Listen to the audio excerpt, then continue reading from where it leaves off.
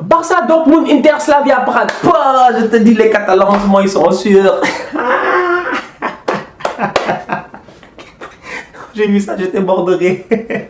J'ai dit, vous êtes foutus. Salam, salam, la famille outsider. Débrief tirage au sort Ligue des Champions. Franchement, le débrief il commence maintenant. Et j'enchaîne directement. Groupe A, Paris Saint-Germain, Real Madrid, Galatasaray, Bruges. Écoutez, Crépin Diatta va pouvoir aller jouer dans des grands stades. On peut dire ça au moins. Crépin Diatta du club de Bruges va pouvoir aller jouer à Santiago Bernabéu, Inch'Allah. Il pourra aller jouer au Parc des Princes, etc. Maintenant, dans ce groupe-là, franchement, on va être sérieux. Je vous dis, beaucoup de gens vont sous-estimer Galatasaray, mais attention à Galatasaray. Attention à ces Turcs de Galatasaray là, parce que déjà leur stade il est chaud. Mais en plus de ça, côté recrutement cet été, ils n'ont pas chômé. Steven Zonzi, Jean-Michel Siri, Emre Mor, etc. Même Mitroglou il est à Galatasaray, je vous dis. Donc du coup, dans un groupe où techniquement le Paris Saint-Germain et le Real Madrid devraient finir les deux premiers, on ne sait pas si Galatasaray va créer la surprise. Groupe B, Bayern, Tottenham, Olympiakos, Belgrade. Franchement, soyons sérieux, Bayern, Tottenham, ils vont sortir, pas de problème, il n'y a rien à dire, c'est bâché, c'est déjà réglé. La question c'est de savoir qui va finir premier. L'Atalanta Bergame est en Ligue des Champions et franchement j'ai hâte de les voir cette saison-ci. Maintenant le problème c'est qu'ils sont dans un groupe compliqué parce que Zagreb là, moi-même je les connais pas, ils sont dangereux ces équipes de Zagreb là. Donc face à l'Atalanta ça peut être des match-ups intéressants. Mis à part ça, tu as deux équipes sinon qui sont amies. Franchement c'est des équipes jumelles. Chaque année elles tombent ensemble en Ligue des Champions. Combien de fois on a vu City aller battre le Shakhtar Donetsk chez eux? Combien de fois? Combien de fois? L'année passée ils étaient dans le même groupe si je ne me trompe pas aussi. City Shakhtar c'est un match qu'on connaît, on a l'habitude de le voir. City risque de gagner encore une fois 5-0. Cristiano Ronaldo pourra encore retourner au Wanda Metropolitano pour leur dire que lui, à lui tout seul, il a 5 ballons d'or, 5 champions, etc. Voilà, 5 Cristiano Ronaldo. Maintenant, soyons très sérieux. Le groupe dans lequel est la Juventus de Turin est un groupe aussi intéressant. Le problème, il est encore là. Juventus Atletico devrait sortir. Je donne pas cher au Lokomotiv Moscou et à Leverkusen. À mon humble avis, les deux vont se battre pour l'Europa League. Leverkusen, ils ont perdu Julian Brandt qui est parti à Dortmund, donc du coup, c'est compliqué. Liverpool et Naples se retrouvent encore une fois en phase de poule. Liverpool-Naples, voilà un choc qu'on connaît. L'année passée, ils étaient ensemble dans le même groupe avec le Paris Saint-Germain. Liverpool, champion en titre, va jouer contre Naples. Naples, c'est une équipe qui est dangereuse, amenée par Carlo Ancelotti avec un recrutement intéressant. Ils sont allés chercher... Vous connaissez le petit Mexicain là, Lozano, Irving Lozano. Le boy là, il sait faire que courir. Vous vous rappelez du match Allemagne-Mexique où les Allemands, ils ont perdu face aux Mexicains? Je vous dis, attention à cette équipe du Napoli là, cette saison-ci. D'ailleurs, il y a Juve le Naples qui arrive là ce week-end. Ouais, ce week-end. Donc du coup, soyons sérieux, je dis Liverpool et Naples, voilà deux équipes qui devraient sortir du groupe sans aucun problème aussi.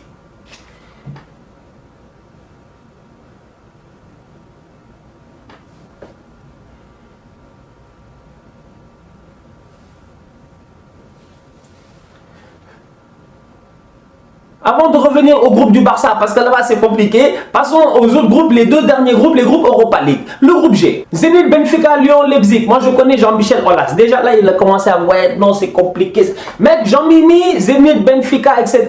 et Leipzig et tout, mec, voilà des équipes qui sont au même niveau. Voilà des équipes qui, je vous dis, le groupe G et le groupe H, voilà deux groupes qui vont être extrêmement intéressants parce que voilà deux groupes extrêmement équilibrés. Quelle est l'équipe qui va réussir à tirer son épingle du jeu? On ne sait pas encore, mais j'espère que les Lyonnais vont réussir à s'en sortir. Chelsea, Ajax, Valence, Lille. Renato Sanchez vient de signer à Lille. Lille a gagné 3-0 hier en championnat. Bref, Lille va bien. La question c'est de savoir, sans Nicolas Pepe, est-ce qu'ils vont réussir à aller dans la même vibe? Il reste encore les Iconé, les Bamba et tout. Il va falloir que cette équipe-là donne tout en Ligue des Champions. Chelsea, amené par Frank Lampard, on sait que cette saison c'est compliqué, mais cette équipe-là, il y a du potentiel. Maintenant, dans leur groupe, ils ont un Gandhi. Ils ont un vrai bandit. Je vous dis, eux, c'est les... Je vous l'ai dit l'année passée, les enfants soldats, l'Ajax d'Amsterdam. Ah ouais, ils sont là. Même si De Ligt est parti, même si De Jong est parti, malgré ça, Van de Beek est toujours là, Neres est toujours là, Tadic est toujours là. Je te dis, cette équipe-là, elle n'est pas encore finie. Et cette année, à mon humble avis, ils sont capables de faire encore une fois un très beau parcours. Ils ont perdu des éléments, mais ils en ont aussi recruté. Donc du coup, voilà un groupe très compliqué. Chelsea, Ajax, Valence, Lille, sincèrement, ça va être intéressant. Barça, Dortmund, Inter. Franchement, quand j'ai vu ça, j'ai eu peur. J'ai dit, ouais, les Catalans sont foutus. Pop, pop, pop, ça sent les matchs compliqués, les matchs chiants, le groupe serré, où tu vas avoir des matchs nuls à gauche, à droite. Déjà, Dortmund en tant que tel, par rapport à l'année passée, l'équipe a appris quelque chose. Parce que l'année passée, il leur manquait de l'expérience. Parce que dans le football en tant que tel, Dortmund, ils étaient déjà chauds. L'année passée, ils devaient être champions.